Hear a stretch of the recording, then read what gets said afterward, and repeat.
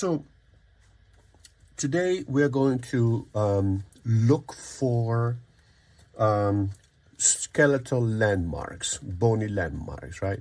So we have two types of landmarks. One is one type of landmark is the skeletal landmarks, right? And the other type is the soft landmarks. The skeletal landmarks are those where the skeleton is palpable or visible from the outside, right? So this bump in here is the acromioclavicular joint. This is the clavicle. This is the notch of the created by the space between the two medial extremity of the clavicle or collarbone and the top of the sternum, right? This is the sternum, for example. This is the costal arch, right? The iliac spines are here. That flat line there is the acromion, right? It's the top of the shoulder, right? So why do I want to know where these things are? Because if I find where these points are in here, I can reconstruct the skeleton, right? So let's see how it works. We can block in at first a very loose, and please feel free to draw with me, right? Again, stop me if you need to get more in detail, right? So look at this head in here, right? I want to look at this as an egg or an oval. I block this as an oval I don't think too much about taking measurement now, right? What I want to do now is I want to, and this is what I would do in the studio when I'm sorry. I have an iPad here. Are you trying to ask for something? I don't know. There's no name there. So are you trying to ask a question? I see some movement. No? All right. Basically what I want to do, I want to block in relatively quickly without measuring too much the big volumes, the volume of the head, the volume of the rib cage, the volume of the pelvis, and then see how they relate proportion to each other by measuring. Chat. Hey Angela, hi, how you doing? Hi, how are you? Hi, not bad. Hi. How is everything? How's your foot?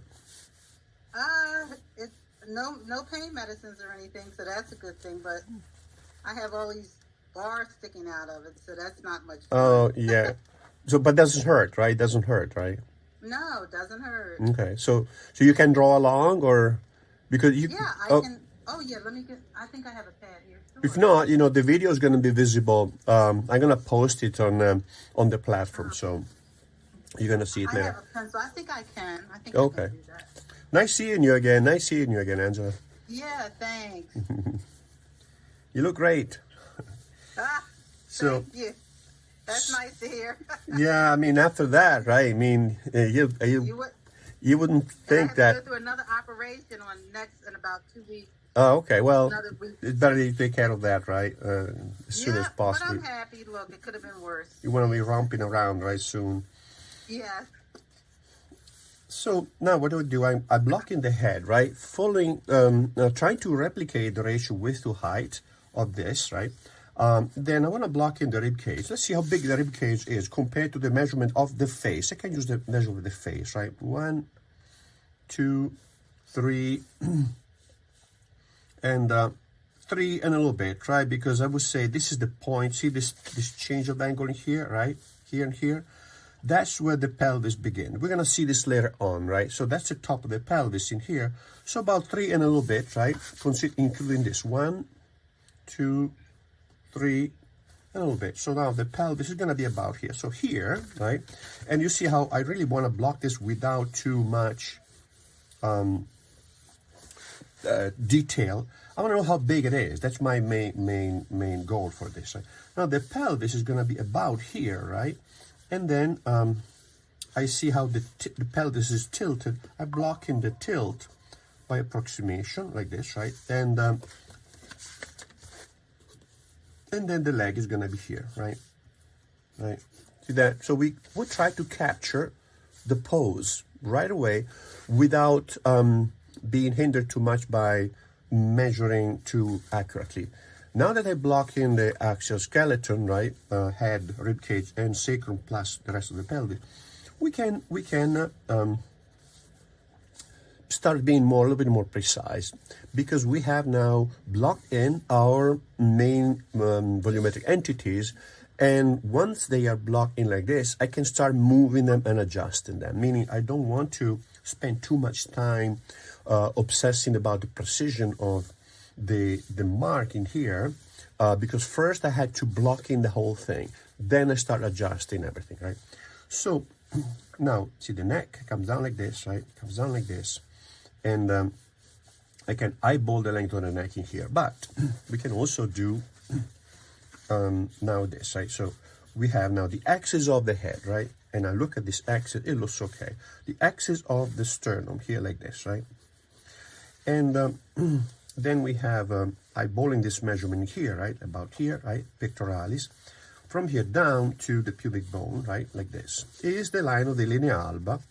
This is the soft landmark. So the soft landmarks are going to be points in the figure that are superficial and are not connected with the skeleton. Therefore, they could move. They're a little bit less precise. I mean, if I lift this arm in here, the nipple will move up, right?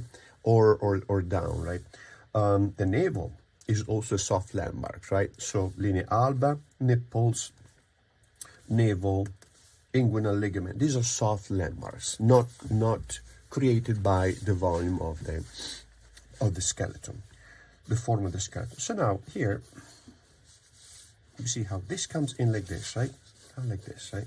Notice how the width of the rib cage in male is the same as the width of the rib cage, the width of the pelvis, right? So we can do this, right, to try to maintain that. So now here, we look at the clavicle, right? I can block in at the angle of the clavicle like this, right? That. Now I start having a few landmarks, right? So that's the clavicles, that's the jugular fossa, right? That's the sternum. Here, these are skeletal landmarks, right? This is the linea alba. All right, so now let's try to be a little bit more precise from now on, right?